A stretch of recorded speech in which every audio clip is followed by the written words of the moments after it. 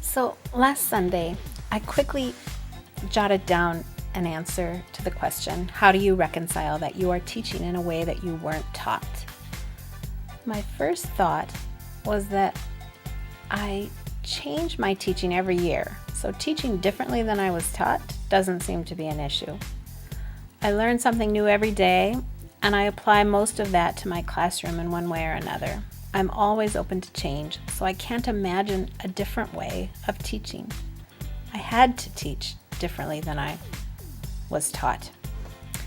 But now here I am on the eve of my Friday open spoke state, after an exhausting week, and I don't have the brain power to think about some of the heavy thoughts you guys have come up with this week.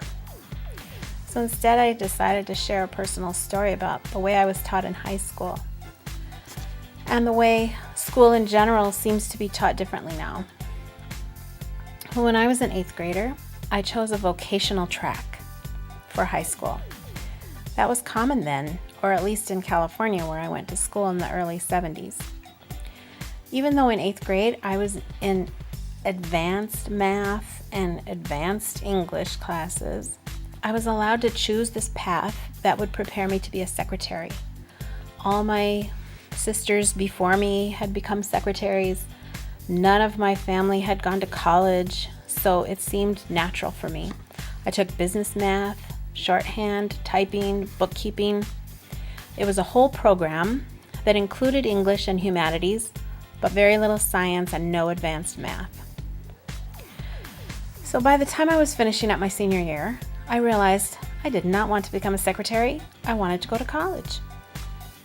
Fortunately for me, at that time, my GPA was high enough that it allowed me to be accepted into the university, even though I was sorely lacking in college prep classes.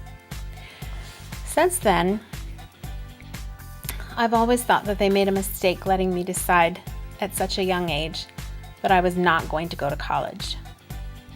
I wish they would have pushed me to take college readiness classes.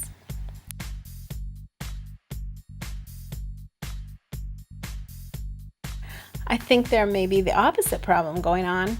I've seen students, some in our system, working so hard to pass or retake failed classes in advanced science and math that it seems like they spend a lot of their time defeated and trying so hard to prepare for what? Is it wrong for me to think that some of their time should have been spent taking some vocational classes that they were passionate about? I don't know. What do you think?